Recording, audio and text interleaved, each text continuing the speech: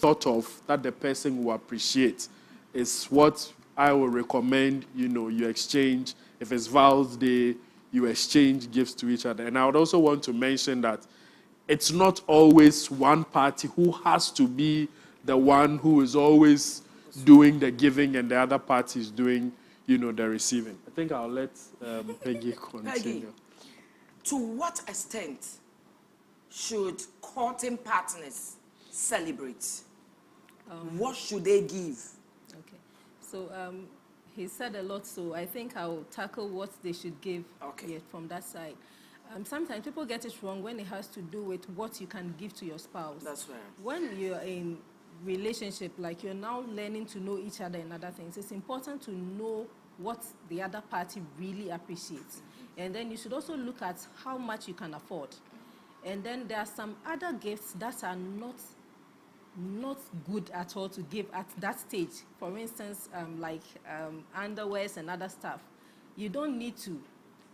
I can set an example. There was a time when we were in university, and one of my colleagues,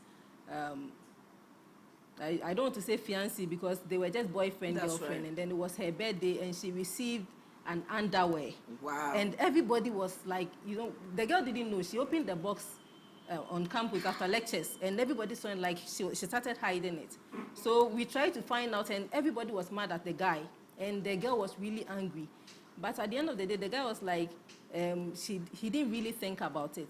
But I think it's very important because you don't really know the person intimately at that time. So you don't start by giving such gifts. So first of all, you must know what the relationship is for, and you must also respect your spouse. So you look at the things that are decent to give. And then by looking at that, you should also think about what is, within your budget. Because nowadays, people look at what other people are doing, and then based on that, they try to do same. And then some people also try to do something that they cannot do, to the extent of borrowing money to buy gifts for their spouse and other things, which is also not appropriate, because you should let the person People know. are borrowing money. Yes. You should let the people know, like the person you are dating, you should let the person know who you are, what you can do, and other things. Otherwise, you are showing the wrong side of you. You're showing a bad picture. This is the training ground. Once you are doing this, it means that you should be able to continue. That's right. So after the marriage, if you're not able to do those things, the lady will think that you're changing. Meanwhile, this is the real you. So there's beginning of the relationship. That is when you have to give what you can afford, and then give the person your heart. The most important, for me, the most important gift you can give to me is to be truthful to me. I like that. Once you are truthful to me, it's enough gift for me. So other ladies might also want the same, but you cannot give her everything and then lie. So basically, when you're borrowing to get her a gift, it means you are lying. And then after the marriage, you're going to now settle debt and other things. So I think it's very important to look at your budget.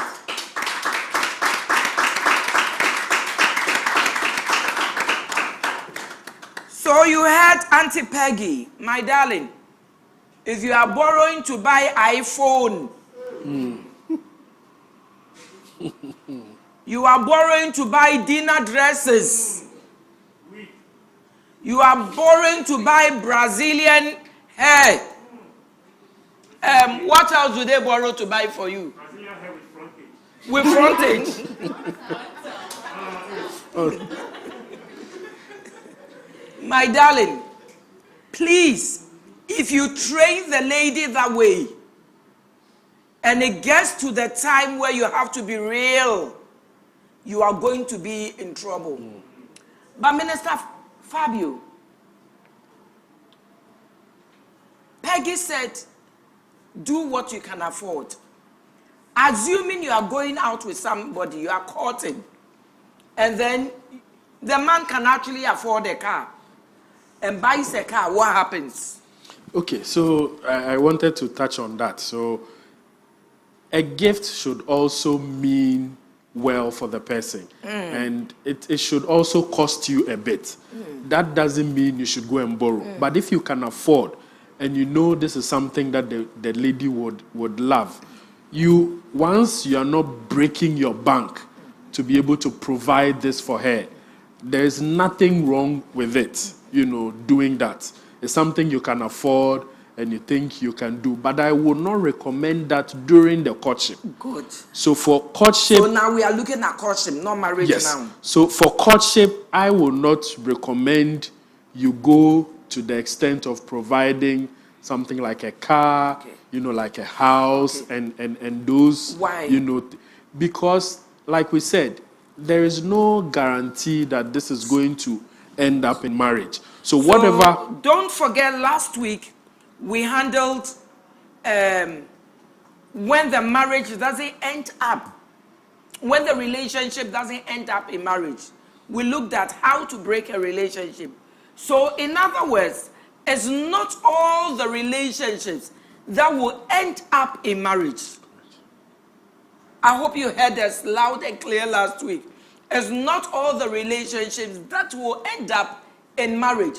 So you must be very careful the kind of presents you give to the man or the presents you give to the woman. If you're a woman and you have money and you decide to buy a house or build a house for your courting partner during the period of courtship, and it doesn't end up in marriage, my darling. This is why some of the ladies are in the mental homes. That is why some of the men want to kill the women, because they refuse them, they broke the relationship and married other people.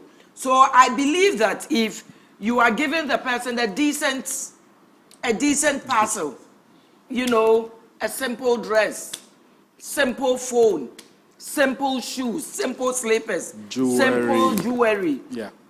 There should be nothing There wrong whatsoever. should be nothing wrong with, things that's like what you've mentioned. But when it's excessive, that is where if the relation doesn't end in marriage, then it becomes difficult because there's a car. Even during the counseling, we advise people who are courting not to even do joint stuff. Join buying land together, because you may never know how the relationship will end. And then it becomes, a problem with, transferring ownership and all those kind. So a decent gift, jewelry, you can never go wrong with jewelry. If she's interested in books, you can, get a nice book, something from her favorite author. You can, get it as a parcel, for her. Spend time, go to a restaurant, have a good meal, Those are the things that at this stage it's allowed to do. Peggy, to what extent should they celebrate Valentine?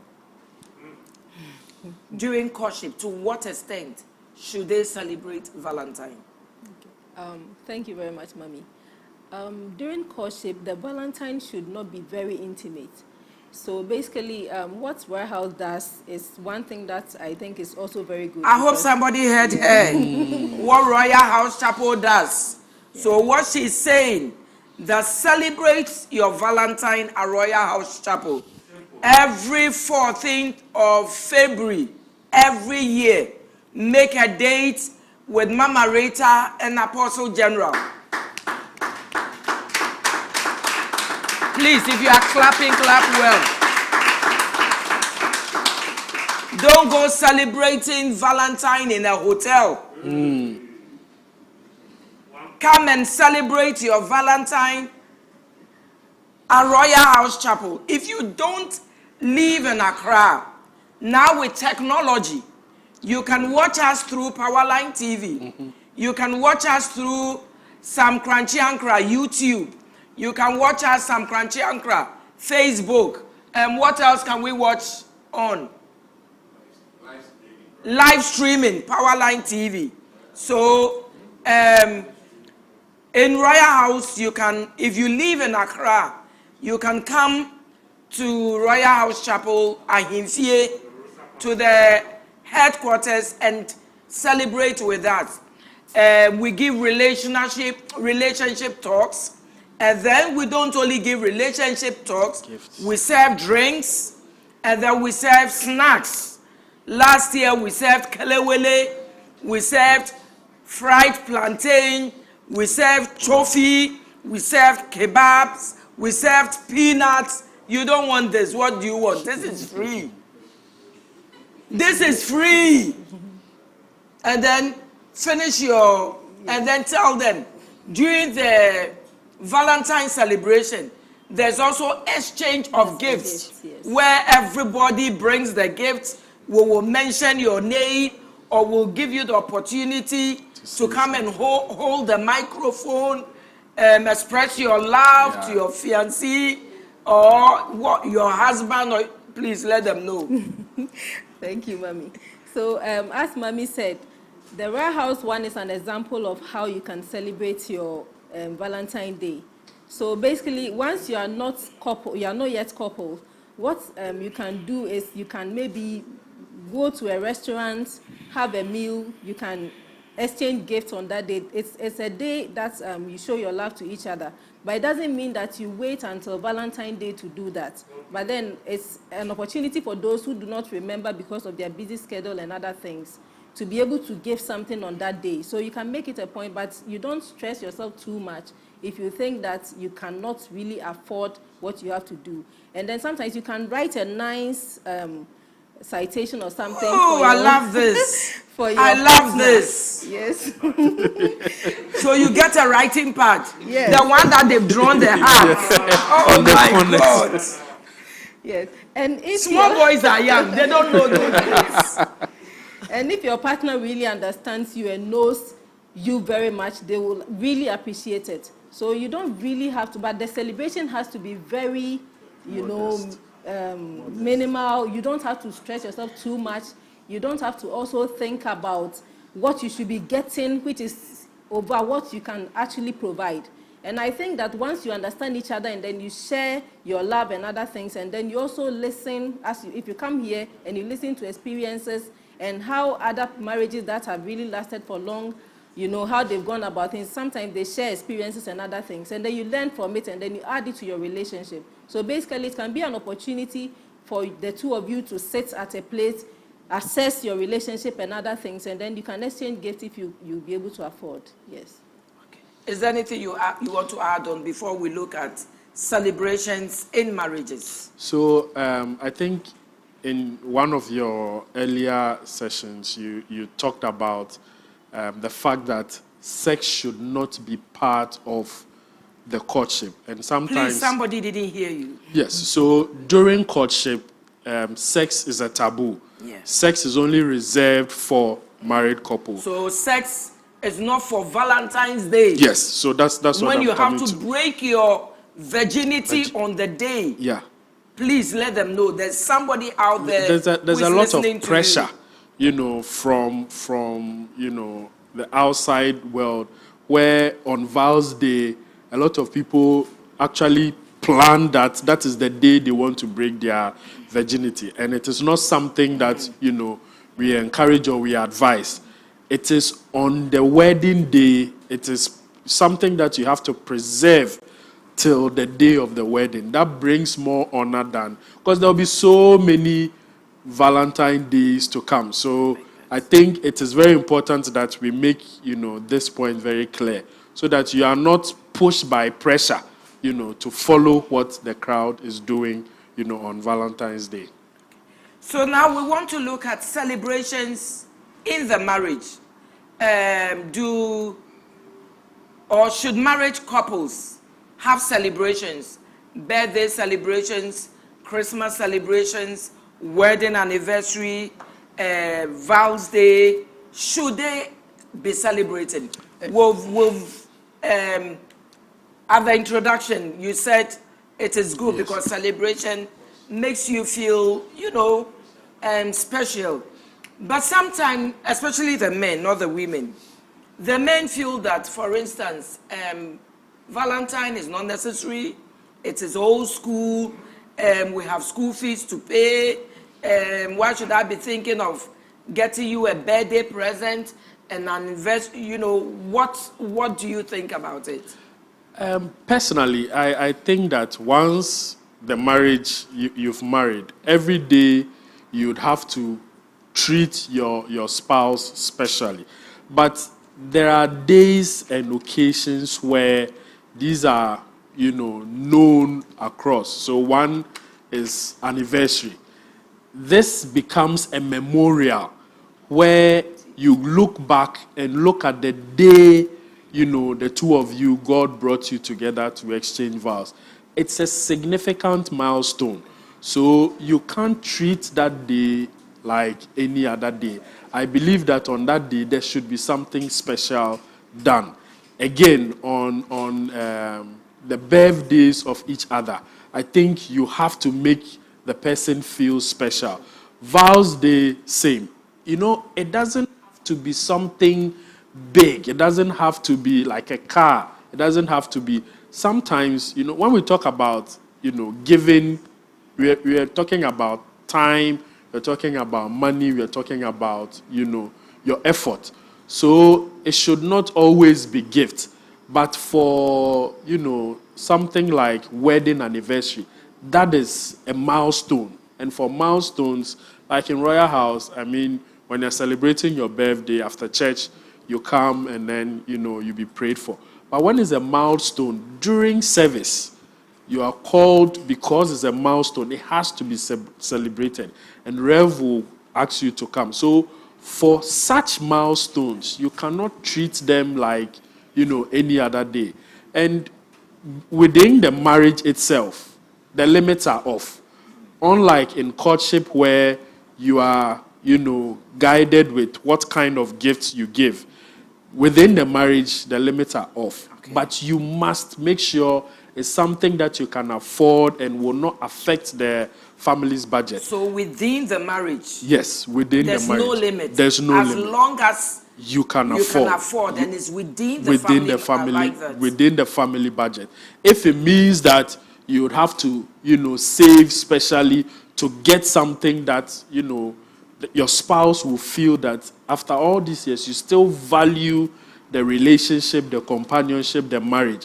I think it spices up the relationship. You have no idea what, a gift, a well thought of gift giving to a dear one, on a day like a birthday, Val's Day, Christmas, can do in the marriage, especially if that person's love language is, act of... Please, don't force me to be teaching love languages here. Yes, gifts.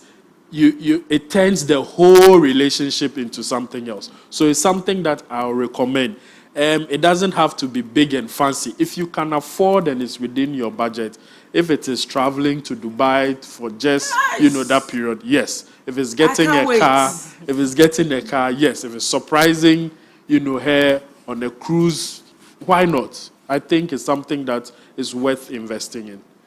Peggy, if you have a spouse that pretends they've forgotten your birthday every year, and then you have to be the one to always buy a birthday present. You never forget. You would always buy a birthday present. He loves it, he appreciates it. But when it gets to your time, either they pretend they've forgotten or they just don't care. They just don't do it. I get people come to me all the time, sometimes crying and say, Mama Rita, every birthday I give to my husband a present. Every birthday I give to him a present. Sometimes during our anniversary, I'll give a present. Val's Day, I'll give a present. When it gets to my time, he doesn't give. What do I do? Do I stop? What do I do? Thank you very much, Mommy. I think that you should not stop. But what you can do is to help your partner to understand the importance of that celebration to you. Probably where he's coming from, he feels that it's not really necessary. He never cut a birthday cake. So he never even saw one. So basically, he will think that it's not really, it's one of these days and we can celebrate it at any time. And he will not even know the impact of it on you. So basically, you have to sit him down, but you don't become so aggressive about it. You don't fight about it. Fighting doesn't solve it. It's communication. and communicating appropriately. So basically, you look at a time that is very good, not when he's so stressed, when he's very relaxed. And then you let him understand that, oh, honey, this is what I really enjoy a lot. If I am able to get this on my birthday, I'll be excited. I like, cutting cake on my birthday. Let him know what you want. And you say it nicely. And sometimes you can be nice, and then after that you say the things that you really want. And then by doing that, you will get it. And I think it takes time. If it's somebody who is not used to that kind of lifestyle, like celebrating and other things, what you have to do is to take it gradually and then just try to get him to understand. Just create that awareness in the house. Every time he misses it, you say, oh, don't worry, and then you let him understand how important is it to you. With time, he will get there. Yeah. So that is why sometimes during courtship, I think right from the courtship stages, you try to celebrate at your level. Yeah. During his birthday, buy him a gift. And when we talk about gifts, you've mentioned, don't go and borrow money and buy a gift that in the lecture room, somebody comes to you and, or Dan will asking you for the money you borrowed. And please don't go and do what you can. Even if it's a bar of chocolate, it is fine. I mean, something that the person would appreciate. It's about the heart, So I believe that right through courtship, let the person know that this is you. This is the kind of training you had. You love to have a birthday cake. Yeah. You love to receive notes on your birthday. I think if you do that during the courtship stages, it rings a bell that during the marriage, I think it has to continue. I think she mentioned that the courtship stage is a training ground. That's right. So how you want the marriage to be, you start from the courtship stage. So if it's exchange of gift, it should start from there. And, the era of I have forgotten and all that, now we have smartphones, we have calendars, we have reminders that you can put on, on your phone. It's not the question you asked there. It's very draining when you realize that you are the only person that is giving each and every time. It's very draining. So like she said, it's very good you let him know that I also appreciate, this. There's something that I believe is, the law of reciprocity. So if I meet you and then I introduce myself, my name is Minister, I work here, automatically you would also respond without me asking you your name. You also respond, my name is Reverend Mrs. Kranchankra, I also work here. So whilst the person is giving, the person automatically expects that when it gets to their turn, you also, give or show, appreciation. So if you are out there and you are only receiving, please, it's not a good thing. It's very draining. And I think you need to start working on also, giving to let the same way when you receive the gifts, you feel excited, happy. I think it's also time you let your other, your spouse also have that kind of excitement feeling, to boost the romance in the relationship. So I think you are getting us very well here. We are talking about celebrations in the marriage, celebrations during courtship, celebrations in the relationship. And we are saying that celebrations actually makes your partner feels special. Very special. So what we are saying is that celebration is important in the relationship. But where I want to add, it is good to give a parcel. It is good to buy what you can afford. But assuming, listen carefully to me, assuming we spoke about the family budget, we spoke about when you are in school, we spoke about courtship outside of school. Assuming you don't have the money, what do you do? Listen carefully. There's something my husband used to do when we were courting. He will write me, and these letters, I kept them. I kept them until we got married. 34 years down the line, I still have those letters. He used to write me love letters during my birthdays.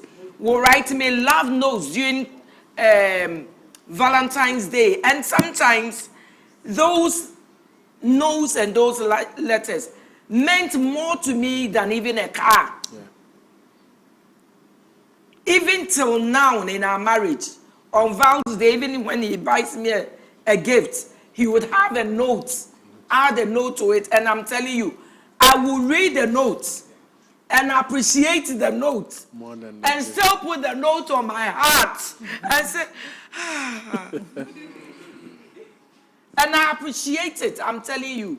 Sometimes more than the gift he adds to it. I love it when he buys me, in his States now, he sometimes buys me diamond earrings and all that, but I still love the notes. So my darling, if you don't have the money even to buy a chocolate, write a letter. Write a letter. The heart behind the letter. And promise him, give him big promises in the letter. Say, today I am buying you, I'm writing a letter. Tomorrow, I won't only write you a letter, I will buy you a jet. Amen. I don't know how many people saw that thing about this guy when he was going to write BCE. And they asked him, after he had written the exam, how was it? Oh, the BCE. It was Coco. Oh, they said, why was it Coco? He said that our teachers are graduates and graduates. Yeah. Oh, we scattered the paper. We scattered the paper. We finished the paper. Oh, we'll be the best school, my darling. It is allowed. It is allowed. Today you don't have it. It is okay. You don't have money to buy gifts. People are buying cars. People are giving diamond earrings. People are giving lands. People are giving houses. You don't have it, my darling. It's the heart. Write a beautiful letter and say, today, I'm only giving you a letter. But tomorrow, I will buy you a private jet. You will be the first to have a private jet in your family. And I'm prophesying to a lady out there that your fiancé or your husband is writing you and you think that I've had enough. My darling, tomorrow is coming. Come and ask me my story. I used to be reading my letters and I had fun though. Today, it's not only letters, but I also get gifts.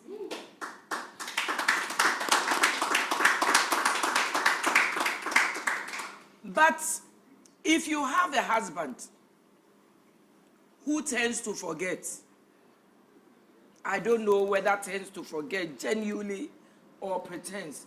3 months into your birthday, can you be reminded every day? Is it allowed? Yeah, you can do that. Yes. I think it's allowed.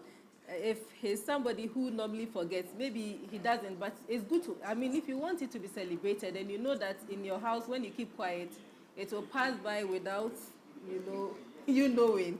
It's good to start in advance so that every time you remind, this is my birthday, I'll really appreciate if I get this.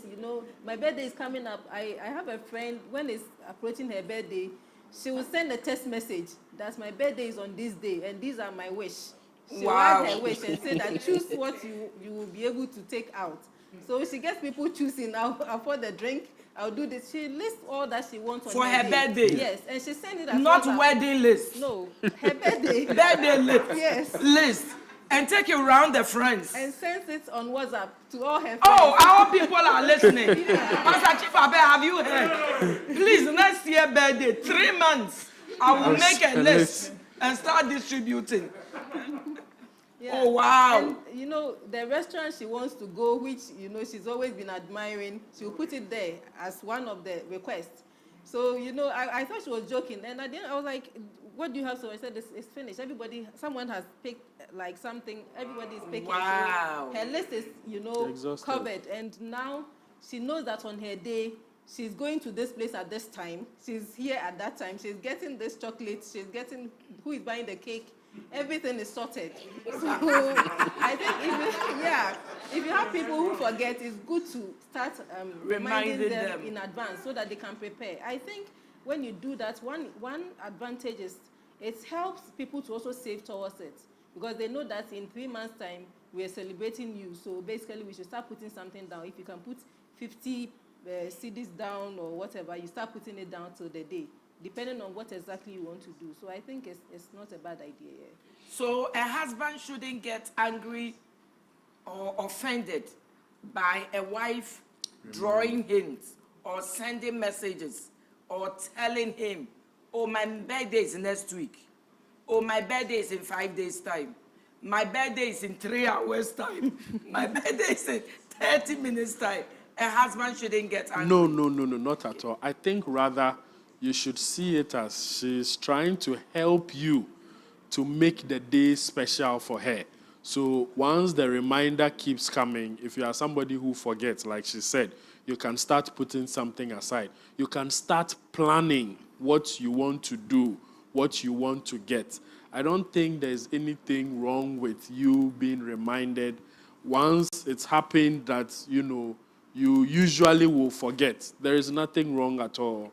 Nothing wrong at all. Is it also okay if a husband or a wife doesn't have money to buy a parcel, but then can request a song for you maybe on Powerline TV? Is it okay for a wife or a husband to request for a song or request prayer even from a pastor? Ask the pastor or, to call your wife or call your husband and say, oh, your husband said today is your birthday, and her birthday gift to you is that I must pray for you. I think it is one of the new, ways you are bringing up now. I like think that. Couples should start, doing this. The important thing is, one, the person didn't forget. Okay. So regardless of whatever it is, whether it's a note or you are so important to me that I have kept this date and I haven't forgotten that it's a special day in your life or in our life. So I have requested for a song, to be played, or I've requested for, a prayer. It's about the intention and it's about the heart. So once it's coming from the heart, I am asking a special prayer to be said for you so that things will go well for you. I think it's well, intent. It's like the words that, you write, the notes, wishing the person well, speaking positive things into their life. So it's a perfect gift that you can, add. And I think you've given some young people in courtship and in marriage one of the gifts you can add, which I will start practicing. You start practicing. Yes. I like that. So you see, there are so many ways of celebrating. We are saying the most important thing is not to forget. The important thing is the heart behind it. The important thing is you use the word. I'm trying to get the word. You use a word. I'll remember. So it's the heart behind it. Oh, the word was coming. Special. Not special. Like being frank. There's a word you used. So you see, you can even call your pastor and say, tomorrow is my wife's birthday. Tomorrow is my husband's birthday. Can you call her and tell her that she's special, I love her, and that I'm requesting a birthday prayer for her? I think it's very good. You can call Powerline TV for them to play a special song, or any of the radio stations, they should play a song. And I believe that if you are doing this forever, the person will feel special, and then the person will not only feel special, but will also find you special in her life. This is what people don't realize. It's not just about me feeling special, but Right. me feeling that you are also special in my life. Yeah. It's one thing. There's a lady I got angry with. She did something in the church, and then I got angry with her. Then I came to church, and she's one person. Anytime I come to church, right in church, you send me a message. Oh, mommy, you are looking so good. That day, nobody told me. So I sent a message and I said, I miss you saying you look good. That's how special she is. That's how special she is. So it's not just about me feeling special, but you also feeling special in my life. People don't know it that way. On that note, we want to break. If your questions are ready, please, we are ready with your questions. We would have a break, and then when we come back, it is time for question time. I hope you've been enjoying us so far. Please, if you never knew celebrations were important, I want you to know that celebrations are important. And we are saying, when we say celebrations, we are not only talking about big parcels, big presents, gifts, something that is not even within the family budget. Somebody bought a car, the next house bought a car for the wife. You can't afford it, and you want to go for a loan to buy a car. Do the things that you can afford. Do the things that your wife will appreciate. I believe that a note, a song, a prayer from you is all that she wants. God bless you. We will have a break, and when we come back, it will be question time.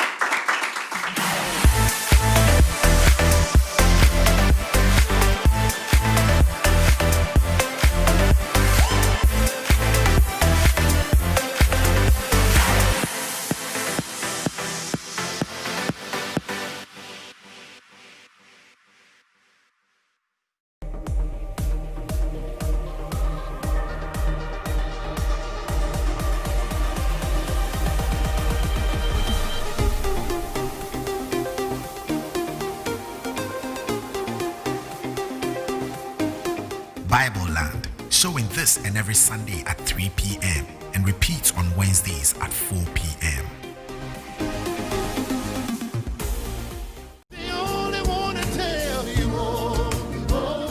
If you're a young couple here and you can't have fun, you are sick. You don't know how to laugh in your relationship, you are sick. You don't know how to joke in your relationship, you are sick.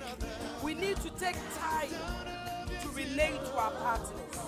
Your husband is not taking you out because when you go, you don't talk. How can you not know what to talk about? You go out, and instead of talking, you are texting. Instead of talking, you are WhatsApping. Instead of watching each other in the eye, your eyes are forever on your phones. My darling, you will not build your relationship up. God bless you, it all comes down to love.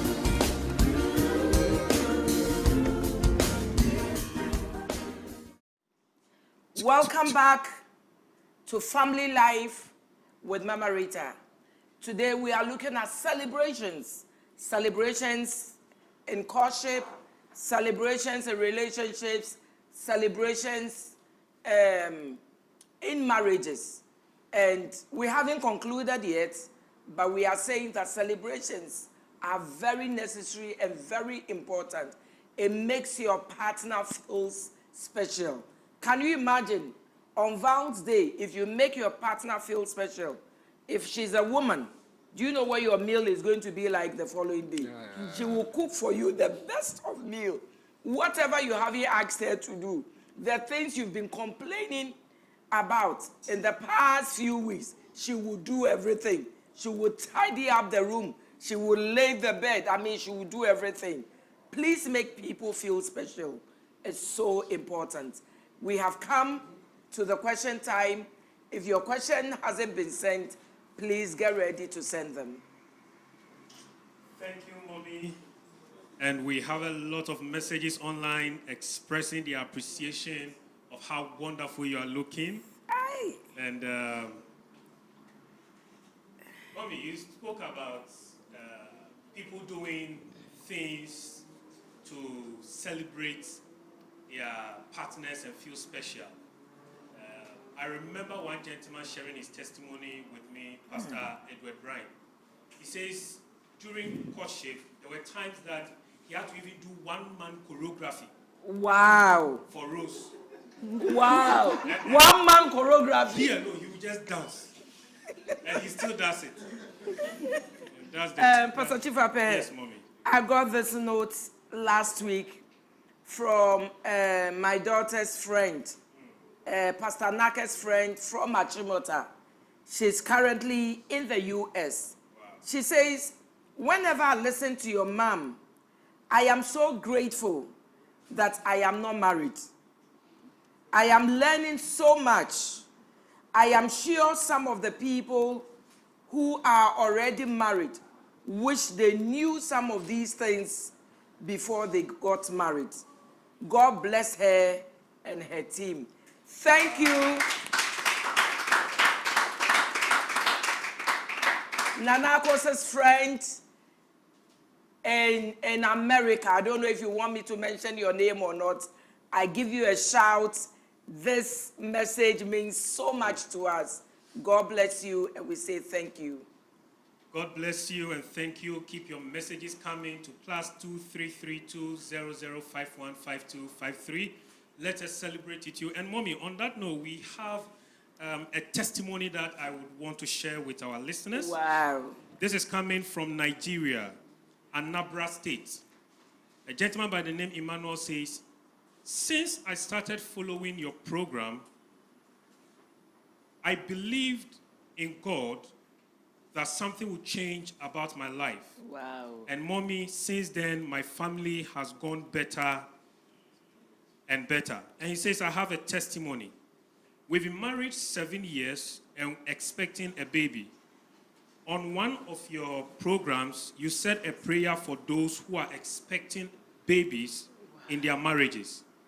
And Mommy, as I send this to you, my wife is pregnant because of your prayer. Emmanuel from Anambra State. Emmanuel, I pray the protection of the Lord over your wife and the seed she's carrying. I pray that nobody will take away her testimony. She will go full term. She will have her testimony. Her eyes will behold her miracle. She will carry her baby in her hands. I dip both mother and baby in the blood of Jesus, that the Lord will cover them, that the Lord will see her through. She will go through safe delivery in the name of Jesus. Amen. Amen. Amen. This is coming from Pastor Eric Adom from Teshi Assembly. He says celebrations are done on special occasions, and it's really important because it reminds the couple how far God has brought them and also appreciate where he is taking them. It also makes each person feel so special, which in the long run may spice up the relationship. Thank you, Pastor Eric. Mommy, this question says, I am in a relationship with a wonderful lady. I haven't proposed marriage yet, though, but physically, I'm not attracted to her because I like thick ladies, which she isn't. But I think I love her. Please help me. No, I don't understand the question. So You are in the relationship with a lady. You are in a relationship with a lady. Yes. You don't love her, No. but yet you think you love her. He loves her, but not physically attracted. Well, I don't know what he means by that. So he loves her, but not physically attracted because of he likes thick ladies and she's not thick. Okay, he asked tall, thick and tall. Mommy, this one only you can Minister understand. Fabio, he claims he loves the lady, but not attracted to her physically, because the kind of figure he's looking for, he is not getting the figure in the lady. I think this one is a difficult one, because one of the things that we advise is when you're going into a relationship, you must look for somebody who is physically attractive to you. When we look into in the Bible, when Saul, got Samuel, got God, upset, and God instructed Samuel to go and, anoint a king from Jesse's house. When Samuel saw the fair son of Jesse, he was, he thought this must be the one. And God said something to Samuel, which is very relevant in what we are discussing. God said, man looks on the outward, but he, God, looks at the heart. So for we, as human beings as we are, we look on the outward. So if the person is not physically attractive to you, and you be in a relationship with her, and you see other women who are physically attractive to you, there is the tendency of you being drawn to, what you are physically attracted to. So I think that this has to be addressed. You cannot be in a relationship with, somebody who you don't find physically attractive. My question to him will be, then what made you fall in love with the person? Because something would definitely, ignite the falling in love before you start finding out other things that are not physical. Peggy, is there anything you want to add to it before I come in? Okay, so I'll add something small. Basically, I think that he's gotten it all wrong, because in the first place, he sees the lady probably like a sister or something, because you've seen that she's a good person, she knows how to talk, she knows how to do a lot of things, but she's not somebody that you see with you for the next, let's say, 10 years, 20 years. No, you don't see that. So in this sense, you see that person as just a friend. So basically, it's not good for him to waste the lady's time, because the lady will think that I've met somebody that I might end up with, and then we'll be spending more time with you. Meanwhile, you're also thinking about something else. Because once there's no attraction, there's no way the relationship will work. But with this one, the gentleman claims he loves her. So I'm looking at it this way. You don't only marry attraction.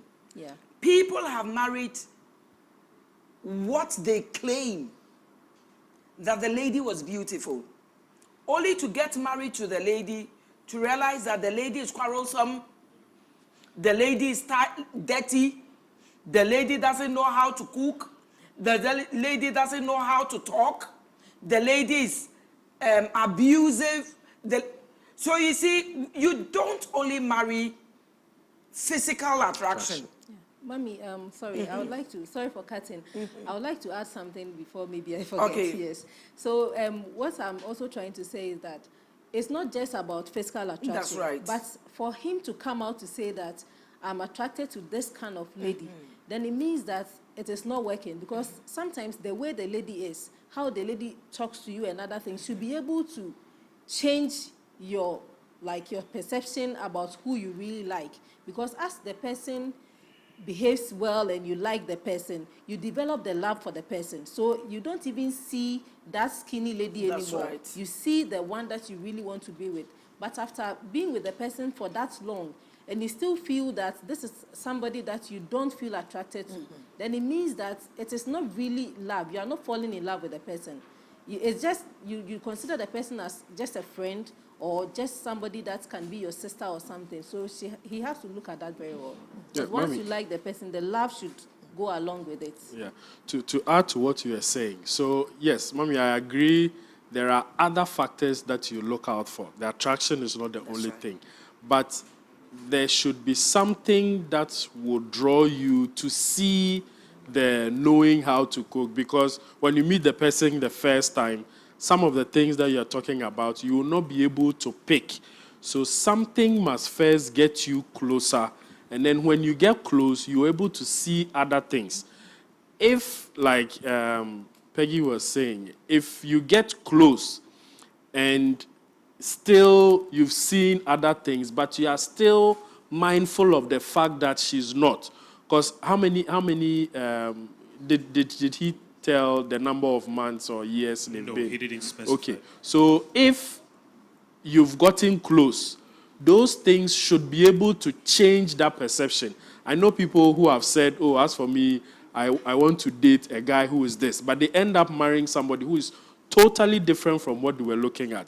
When you get close, you see other things that you would like, and that will overshadow the physical attraction. So it will compensate in a way for it. That will work. But if you've been in the relationship after seeing everything and you are still concerned about how she looks physically, there's a problem right there. So what we are saying is that you don't only look at physical attraction, but then if you have been in the relationship for a while and the way she looks still bothers you, then what we are saying is that the way she looks might always come back in the relationship. And that is why sometimes people have extramarital affairs, because they are looking for a particular lady. They are not getting that in their wives. Then they tend to move elsewhere. But I want you to know that you don't only marry looks. You marry character.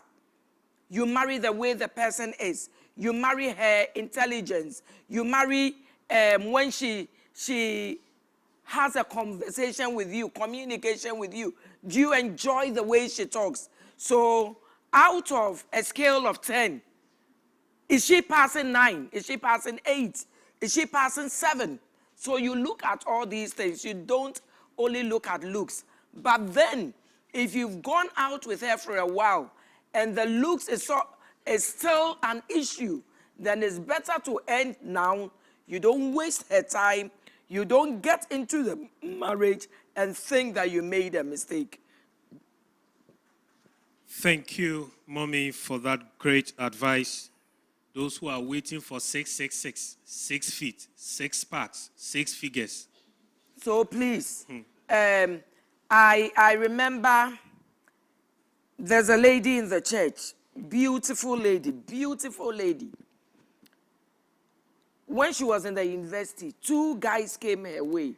One was handsome, tall, gentleman. And the other one was short and, and right in my presence, this other gentleman, tall, handsome, knelt down in my presence and proposed to her.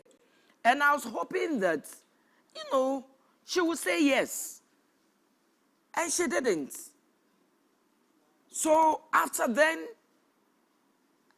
I asked her, oh, but I thought, I just looked at her and I said, want no get no want. Some of your friends are looking for gentlemen like this. And she said something to me. She said, Mommy, there's another gentleman. And I've looked at the 2 of them. Though this one is very handsome, the other guy has character, is born again, is a Christian. I'm looking at my life 10, 20, 30 years from now. And I think that the other gentleman who is not that handsome might rather take me far. And I clapped for her. Today, they are still married. So you see, you don't only look at looks. You are looking at character. Is the person born again? Is the person virtuous? Is the person the Christian he claims to be or she claims to be? So don't only look at looks and be disappointed. People have looked at only looks, only looks, only to get married to them, and they realize that in the middle of the night, the man or the woman has taken a knife wanting to kill them. Thank you very much, Mommy. This one says, hello, good evening. My name is Jainaba Marong, texting from the Gambia. Texting from where? The Gambia. The Gambia. I am Muslim, but I enjoy every session of your program on Powerline TV. She says, Mommy, you inspire me. God bless you. Thank you so much.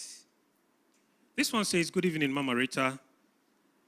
Please, my wife, anytime she gets angry, she gives me back every little thing that I have ever bought for her. My God. What should I do? Now, I feel like not buying her anything again. Every little thing. I hear a guy in the studio saying, if she gives you back, collect it and don't buy another one. I represent it. Minister Fabio, you are a man. If you are married to a woman like this, that the slightest disagreement or the slightest argument or the slightest quarrel between you, she brings back to you everything you have bought for her. What do you think? Okay, so I'll look at it from both sides. So from the man's side, sometimes it also depends on when there's a disagreement, what are some of the things that you say? Right. If you use some of the gifts that you buy, to pass insinuation, then that may lead to, okay, so I don't want, us to go, so you get all your stuff, which is not also a good thing. I mean, for the wife to, you don't want to train him to also decide that, okay, if this is what, is going to happen, then I'm not going to buy anything. We've said in the earlier part of this program that gifts and celebrations make you feel special. So once you've received it and you are feeling special, regardless of whatever happened, keep the gifts because they were bought for you. They are actually your gifts, so keep them. Rather, find a way to resolve your conflict without necessarily having to bring back the gift. But if the gentleman, you're also in the habit of using, things that you've done in the past to be passing insinuations, then you are the one causing this. So you also need to put, a stop to that. I like that. You hit it right on the nail. Some men, when they have quarrels with their wives, would insult them with every little thing they bought. And when your mother was even sick, I took your mother to the hospital. We would take, if the lady is bringing back, she won't only bring back, she also bring back the sickness. So I believe that if you keep reminding the lady of the things you've been buying, the things you've been doing, and you're ungrateful, and I even did this for you, and I did this for your family, and certainly. But what Minister Fabio is also saying, that if you're also the lady, please, two wrongs don't make a right. Don't take his things back to him. Find a way of addressing the situation. It's not every man that buys things for their wives. But we also know that some men, after doing good, would always forever insult the woman and remind the woman of what he's doing for her. So we are looking at the two-way. We are saying the man don't insult the woman and refer the woman to every little thing that you do for her. And also to the woman, as much as you can, settle the issue without collecting everything and giving it back to the man. Thank you very much, Mommy. We have this question which says, hi, good evening. My husband never takes me out. When I ask, he tells me, let's stay home and pray. Christians don't go out. Mommy. Please, can you send us your husband's name and number? Peggy. Here's a lady who says the husband never takes her out. And Christians don't go out. I don't know how you, if they don't go out, how do you come to church? Okay, this a funny one, like Christians don't go out. That one is not true. But I think it's a perception which is already out there. Most when I was growing up, I also had that in mind that I will never marry a pastor or a man of God because they are not romantic. They are very rigid and all that. They are boring. They are They very should come boring. and Yes. ask me if my husband is boring. Hey, I'm enjoying in my marriage. I have fun. I laugh. Okay, so this is because of how maybe growing up we saw the leaders in Christianity do, how they go about things, everything. They'll say, let us pray. Even if it's something that has to be addressed with talking, they'll say, let us pray. And they avoid confrontation and other things. But in this modern age, we don't have Christians don't go out. As we've heard a lot today, it's very important to celebrate. So it shouldn't be an excuse. I think if he's not used to going out and other things, you should try and get him to understand. You should talk. Communication is very important. You should talk. Let him understand how you feel about it and how you want to be treated. And I think with time, he'll be able to pick it up. And I also think that it depends on where they go. If you are asking to go to the club, certainly, your husband will tell you Christians don't go out. If you are asking to go to a party of some unbelieving friends, some schoolmates, that your husband knows it, that there will be so much of alcohol, people will go and smoke, people will go and drink, people will go and misbehave. Certainly, your husband will tell you Christians don't go out. But if it's to go out to a restaurant to eat, it is fine. If it's just to have a ride in a car, you know, it is fine. If it is to hold hands and go for a walk, it is fine. If it is going to sit by the beach and then have a good conversation, it is part of going out. So check where you are going. Once where you are going is okay, why not? Christians go out. Christians do go out. This one says, thank you so much for today's topic. Please, I've been in a relationship for 2 years now. We don't visit each other so often because he lives in a different region. But my beloved hardly talks about marriage. All he talks about is church, church, church, church.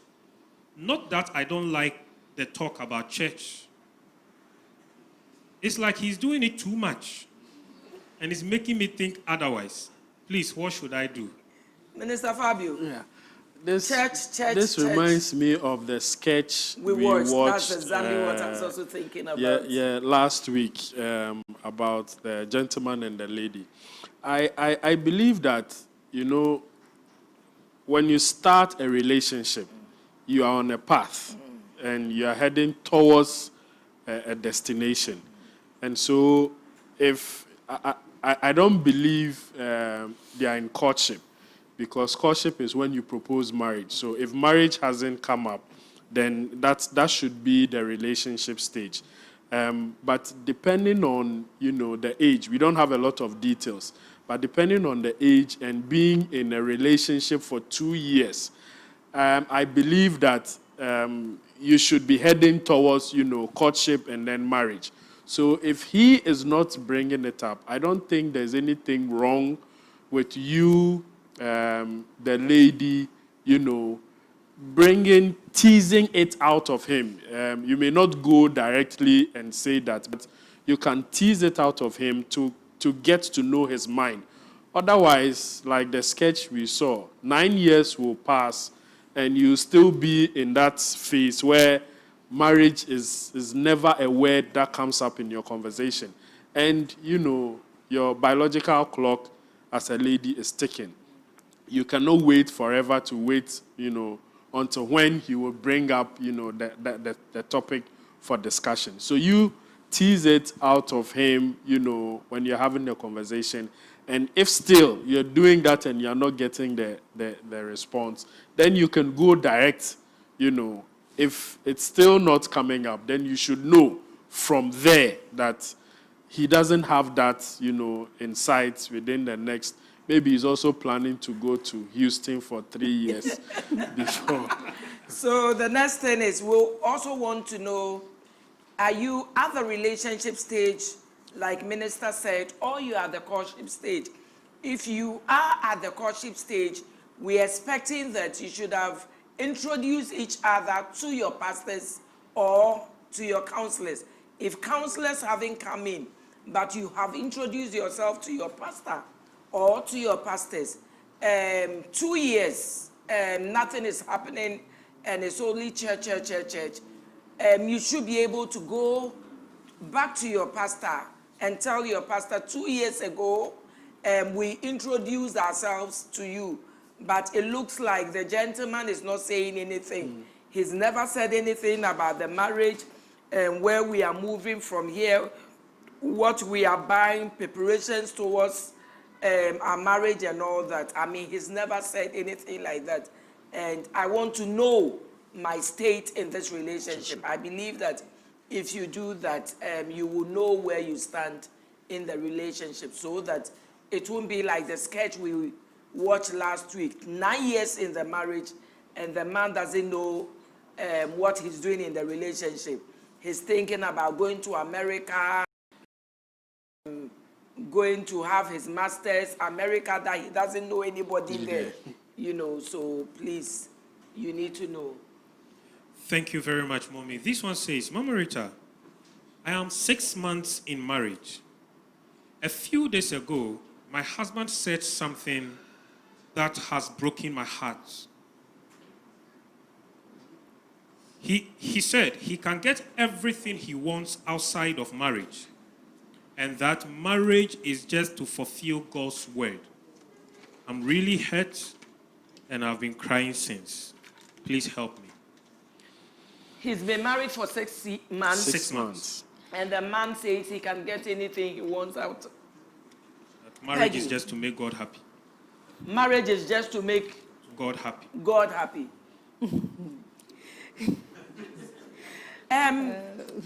Before Peggy and Minister comes in, I said on one of our panel discussions that sometimes when there's a quarrel between a man and a woman, either the man or the woman would want to say something to hurt the other, something they might not mean. They just right. Say it to hurt you. That's right. So that, you know, either they want to hurt you, they want you to sit up or something. It's not all the things that come up in an argument or in a quarrel that you will take serious. I mean, trust me, I've been in marriage for 34 years.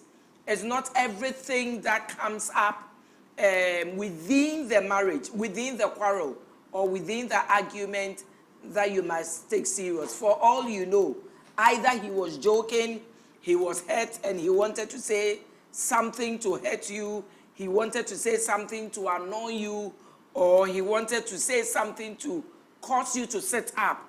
That if you think that we are married and you can behave anyhow, I want you to know that even within the marriage, whatever I want, I can have it outside the marriage. So sit up and do your work well as a wife. I don't know what Minister would want to say. And then Peggy would also want to say. Okay, so I'll say something first before I forget. Okay. Yeah. I think she didn't really tell us exactly what happened before. That's right. The man said that. But I also believe that 6 months in marriage is not really enough. Mm-hmm. It's the time that you are now discovering each other. During the time of courtship, everybody tries to put out a good behavior. That's right. So a lot of things do not really come out. That's it's right. when you go into the marriage after the honeymoon, that's when, you know, you are now living together. You wake up to see the person, the real person without makeup, you know, the real person. And then you see how the person behaves when they wake up in the morning, how they sleep, how they snore, everything. So, you know, it is sometimes some of these things irritate you because you are not used to, you know, living with somebody like that. So there are a lot of things that goes on in the first year in marriage. And I think probably he might be going through a lot of stress that he can't really talk about. But the lady should not take it so seriously, like, you know, he really means everything that he said.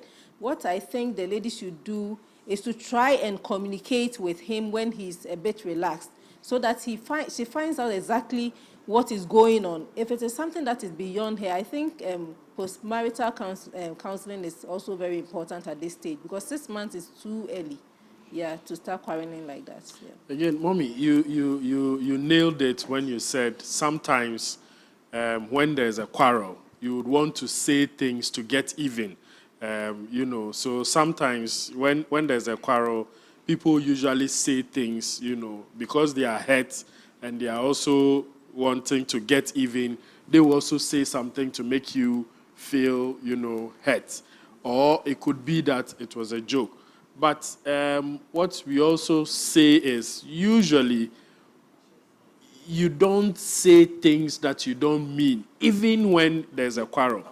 Because once you do that, some people have the perception that once you said it, it means that you have thought about it. Out of the abundance of the heart. Exactly, the mouth. So it's something that you have considered that you think you'll be doing. So it is. We can't make an excuse that he doesn't mean it, or it was a joke, or he was just saying it to hurt. So we always advise that during quarrels, you try as much as possible not to say things that you don't mean. Mm-hmm. Things like, I don't love you anymore. I wish I didn't marry you. And, those kind of things. You may say it out of anger, but right now, it has caused a lot of, damage. I think, like Peggy, rightly said, they need to go back to a counselor, because with this kind of hurt, there has to be proper forgiveness. Otherwise, the least thing that happens, she's going to link it, oh, okay, you are not back in time. You mentioned previously that you can get everything you want out of marriage. You are not eating at home. So it means that, she would start, linking everything that is happening to that. And probably it may not be so. So they need to, see a counselor, work on forgiveness so that she properly, forgives and lets go.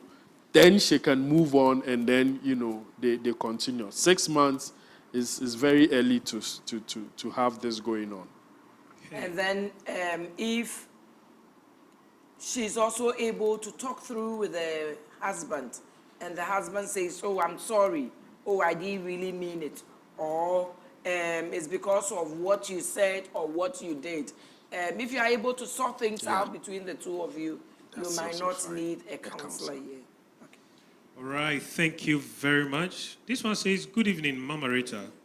I'm Akusuya from Bogoso. My husband and I were separated for 4 years and now divorced. How long do I need to stay before getting married again? Please advise. Oh, okay. So your husband and you were married, you were separated for 4 years, and then finally you are divorced.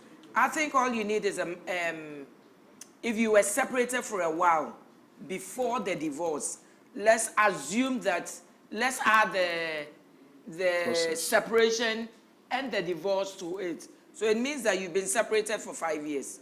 Please, if there's any man there, go and introduce the man to your pastor. Let your pastor assess him very well, and then go ahead. Is it a man or a woman? And then a lady, you can go ahead and marry. The only thing is that make sure that all the mistakes you did in the last marriage, you don't repeat the same mistakes. Number 2, make sure you've healed very well. Number 3, you've worked on yourself. 4 years is enough to bring in another person. Just go to your pastor, introduce the new guy, and then you can start counseling and then get married. Thank you. The conversation continues on various social media platforms with the hashtag #FamilyLife with Mama Rita, our swagger mama. All right. So this one says, Mommy, I'm 30 years in a relationship with a gentleman who is 32 years. I love him so much, but there is a problem. Mommy, it's interesting you're talking about celebrations. This guy has never given me anything. And she writes anything, capital letter. Not even a gift.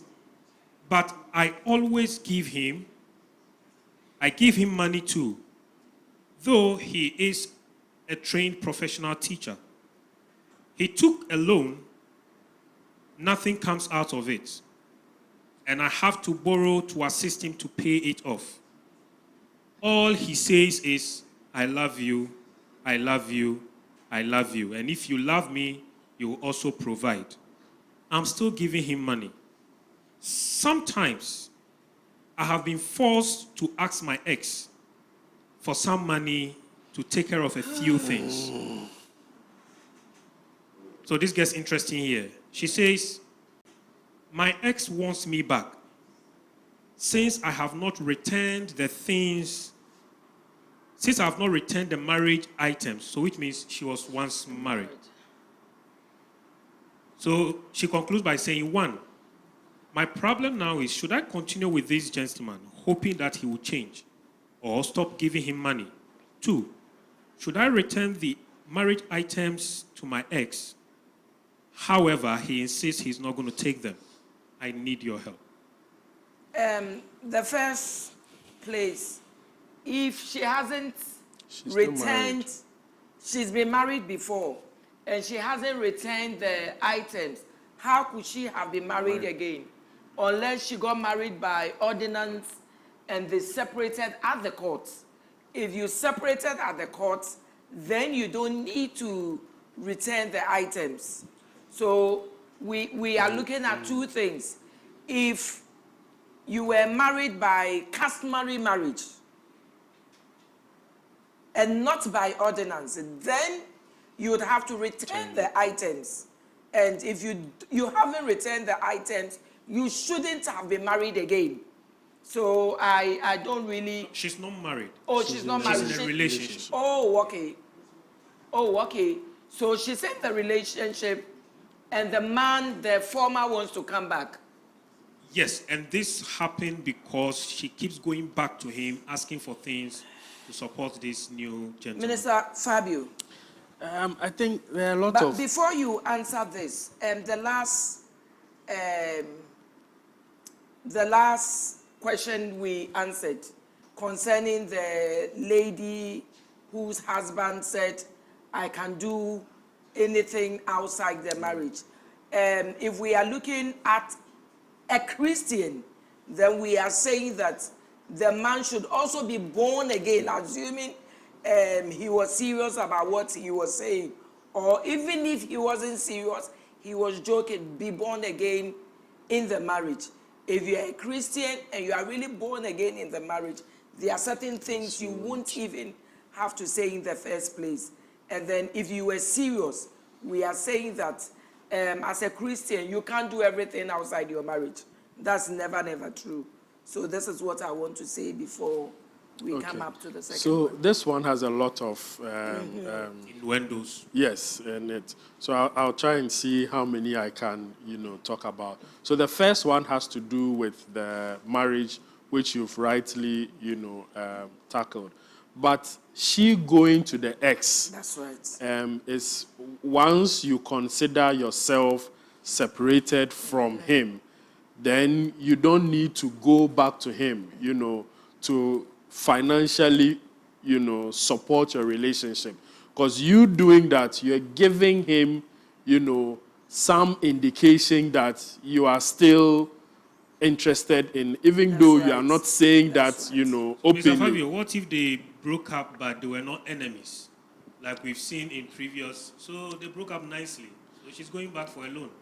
Yeah, but I would say that don't go to your ex for the loan. There could be other people that, because of the situation, and you are using the money to solve a problem for your current relationship. Does your ex know this is what you're going to use the money for? I doubt, presence. He would have agreed to if he knew this was what you're going to use. So my advice to the lady is, it shouldn't have even happened in the first place. But now that you've done that, now you have a decision to make. So what I was saying, that it indicates there's still some interest, because now you are contemplating going back. So indeed, it proves that there's an interest. Now, to the current relationship that you're in, I think sometimes we try to avoid having the difficult conversations. Yeah. And it doesn't help. So this gentleman severally has not, given. He only says with his mouth that I love you. But the last time I checked in the Bible says that because God so loved the world, he gave. You cannot love without giving. Once you love, there has to be some giving. Time, resources, effort, there will be definitely some giving. So if this has not happened, you need to have that uncomfortable conversation. Sit down with him, let him know that this is something that you look forward to. This is something that would also make you feel special. And you keep doing it for him, and he's not reciprocating, that particular action. So have the conversation. If you have the conversation and you realize that nothing is, changing, then now we need to look at what happened between you and your ex. Does it warrant a separation and you even wanting to move back?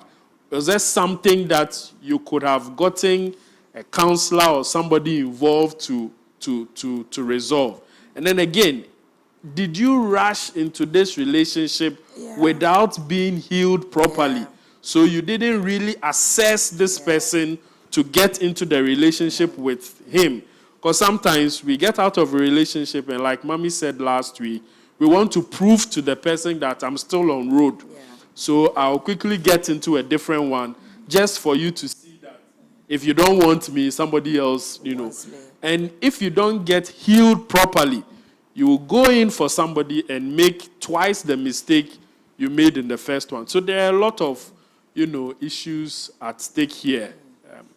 So the second relationship means that they are not married yet. They are not married yet. So if you are not married yet, this is the time to sit back and then assess the relationship.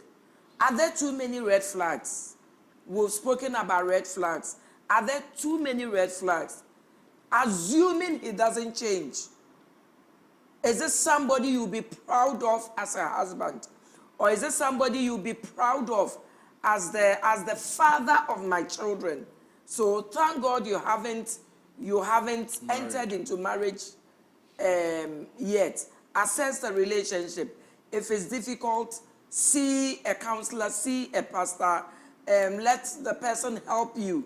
If you think that, this is too much of a bargain, I'm not ready to get married to a man that is doing nothing with his life, nothing seems to work, he goes for a loan, he squanders the money, nothing comes out of the loan, I have to always go for a loan to, manage him and build him.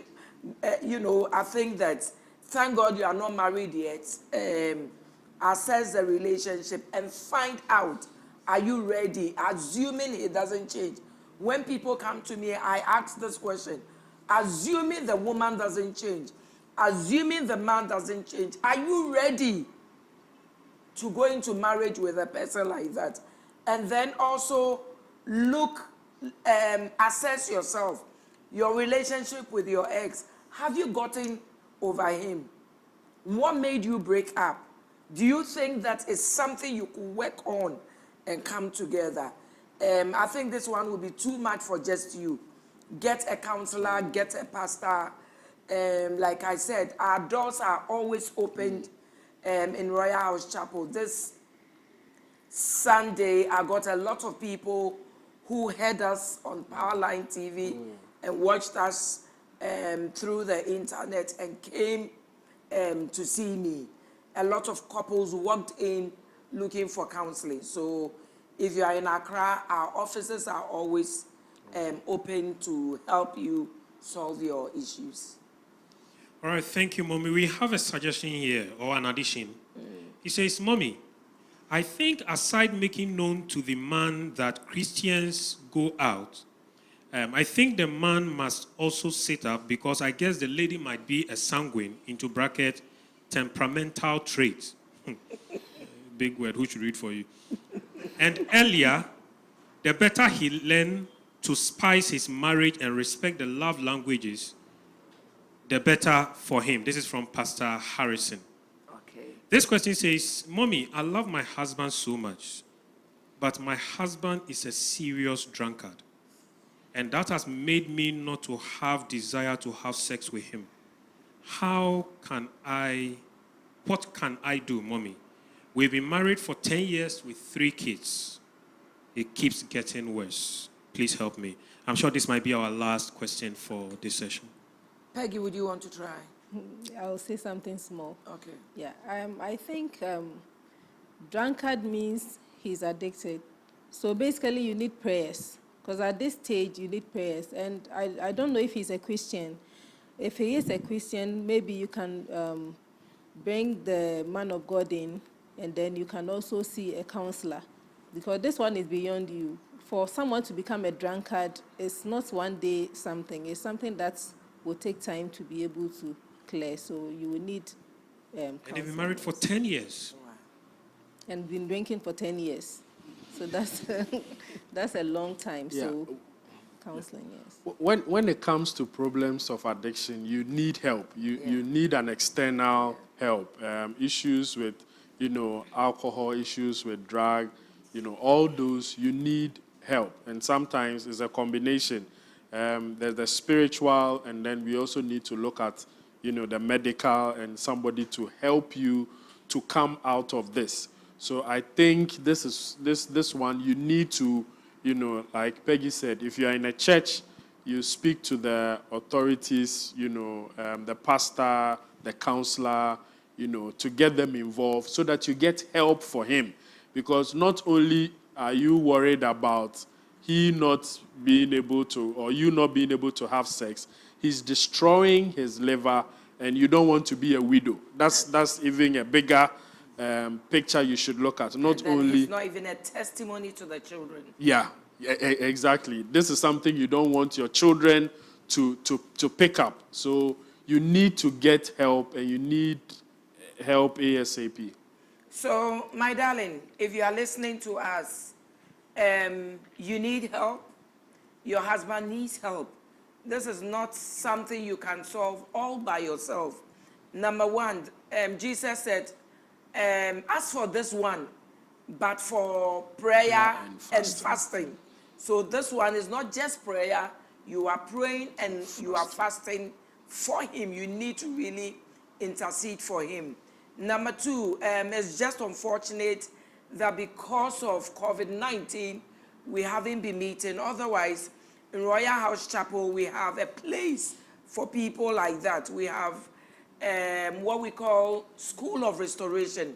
School of Restoration is for people like your husband who are drunkards and they can't just stop. They don't know how to stop. We have a place for them where we take them through education, through teaching, through counseling. And then the third thing is he would also need deliverance. It's become a bit of a spiritual issue. So we could also take him through deliverance. So number one, prayer and fasting. Number two, through a center like Royal House Chapel School of Restoration. So many testimonies. I mean, we've had so many testimonies out of School of Restoration where drug addicts have been delivered. They are free. They've gone back to their wives and their children. Some of them have been able to go back to school and all that. We help prostitutes. We help drunkards like the one you have. And then the other thing is that we also take them through deliverance. Sometimes it's beyond what they actually want to stop, but there's a hold over their life. There's something that holds them and it doesn't prevent them from stopping. So you can walk into the gates of Royal House Chapel and then we'll be able to show you what to do. But trust me, we have so many testimonies as a result of our School of Restoration. Thank you so much. Today, we've been talking about celebrations. Celebrations in relationships. Celebration in marriages. Celebrations in courtship. There's 10 to which you can celebrate. And we are saying that if you have the money to do it, praise God. But if you don't have the money to do it, there are other ways you can celebrate your spouse. A letter from you is good. A prayer from you or from your pastor, it's brilliant. A song to be played by Powerline TV or any of the radio stations, perfectly good. Sometimes just leaving on her bed a big "I love you" note. I love you. Today's your birthday. I don't have anything to give today, but you are Hamatan Popo forever. Will be appreciated. What women don't want is when you continue to buy them to write notes, yet they see you using money for things that are not important, like drinking. When they know you have girlfriends out and they hear people tell them what you do for the girlfriends, that one no woman will take lightly. As long as she knows it and believes it, that you can't afford today, but in spite of you not affording today, you show her all the love, you show her all the affection. WhatsApp status. You do WhatsApp status. Hey, please, don't step on certain toes. I believe that she will really appreciate what you do. Thank you so much. We'll be coming your way again, same time next week. I want to say a very big thank you to Minister and Mrs. Fabio Wilson. You did a good job. Thank you, Mommy. Thank you, Mommy. I said I need to get a name for you. What name should I get for you? Cognitive innuendo. Cognitive Innuendo. innuendo. Yeah. Please, shall we say thank you to the cognitive innuendo? Yeah. And then to my audience today, you've been brilliant. And I hope you learned something really good. Next week, I am coming your way again. Next week, we are looking at how to develop friendship in your courtship and how to develop friendship in your marriage. And from the very first day, I've been talking about friendship. You need to be friends. You need to be friends, and you need to be friends. And I can hear somebody saying, you keep talking about friendship. I don't know how I can be friends with my wife. I don't know how I can be friends with my husband. I don't know how I can build our friendship. We are courting. There's romance in between us, but we are not friends. How to become friends, we do not know. Next week, I am going to come your way on how to develop friendship in your courtship and how to develop friendship in your marriage. Thank you so much for being my audience. Thank you for listening to me. Thank you for tuning in. Thank you for watching us. God bless you. And I say,